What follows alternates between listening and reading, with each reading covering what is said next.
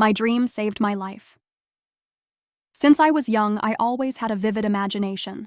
I daydreamed in every situation, and most of all, I loved to sleep because, in my dreams, I could escape the real world and create any world or reality I wanted. As I got older, nothing really changed, except that my life got even worse.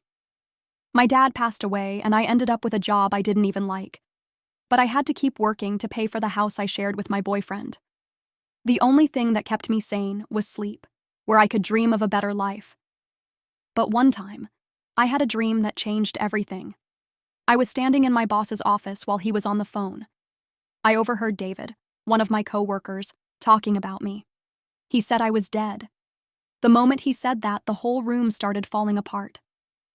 I tumbled through my apartment, and I heard my boyfriend laughing. I fell into a cup of coffee, and there, I saw my best friend Linda standing over me laughing. Then, some powder fell into the cup and it pushed me further down. I was drowning. Suddenly, I woke up. I was sweating and breathing heavily. But it was time for work, and I had to go. Still, that dream wouldn't leave my mind. It lingered all day. People noticed, and when they asked me what was wrong, I just told them I had a tough night. Linda came in later and gave me a coffee, but something felt off. I couldn't drink it. Linda left, leaving the coffee on the table. I watched as my coworker, David, took it when I was leaving the break room. By the end of the day, David was at his desk, unresponsive. We tried to wake him, but he was limp. We immediately called an ambulance. They declared him dead. The whole situation felt eerily connected to my dream. The coffee that David drank, meant for me, had something to do with my nightmare. Was Linda trying to kill me? Was this a warning from my dream? How could I prove it?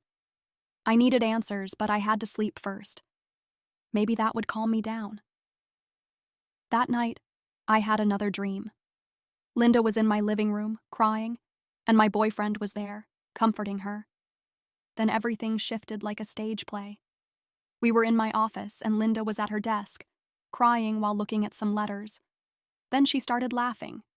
She pulled out a baggie with some substance in it, and my boyfriend appeared behind her, handing her a gun. He said, "It's time." But just as the scene shifted, fire appeared around Linda, and the heat made the room dizzy. Suddenly, a spray can flew out of nowhere, hitting me in the head. I staggered, disoriented. I looked down at my hand, and to my surprise, I was holding a satellite dish. It felt real, almost too real. I woke up, heart pounding. My boyfriend was already gone, and I had no idea where or why. But I couldn't worry about that now. I needed to find out if Linda's drawer contained any clues. The next day, I rushed to work and went straight to Linda's desk. She wasn't there, thank goodness. I opened the drawer and was horrified by what I found. A baggie of something, photos of me, my schedule, my allergies, and even my deepest fears. There were plans to kill me, each one crossed out as if they had failed. But the final plan was circled. It was a plan to shoot me after work that day. I was paralyzed with fear, but I couldn't call the police yet. Linda was coming back. I had to act normal. She stopped me and asked to hang out at my place after work.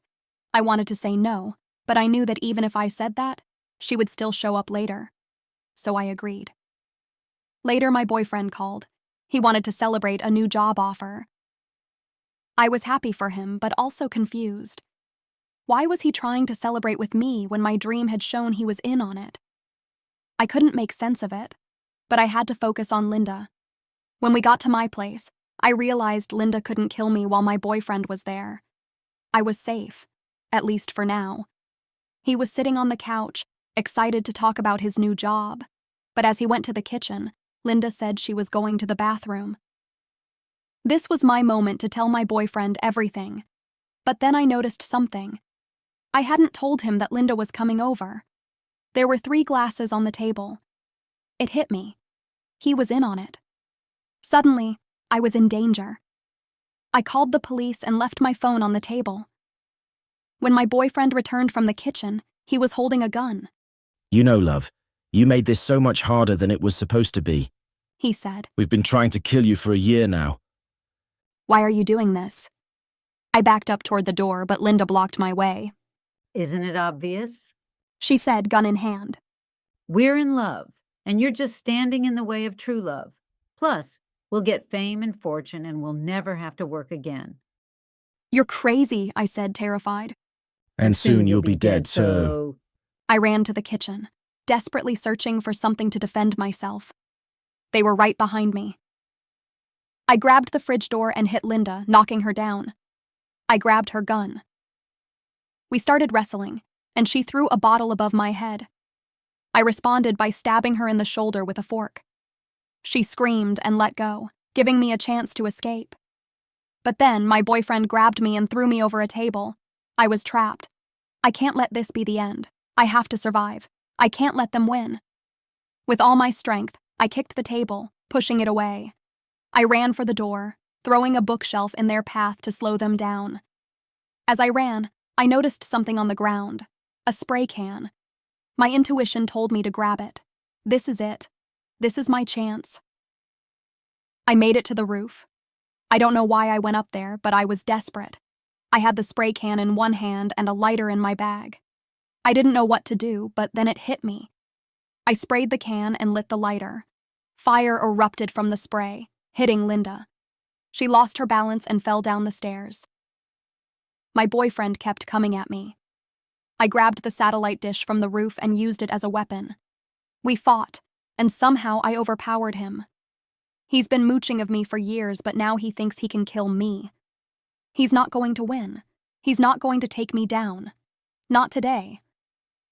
I pinned him to the ground and took the bar he'd been using, hitting him in the head until he went unconscious. Just when I thought it was over, I heard a scream. Linda, still on fire, charged at me, looking like she was melting.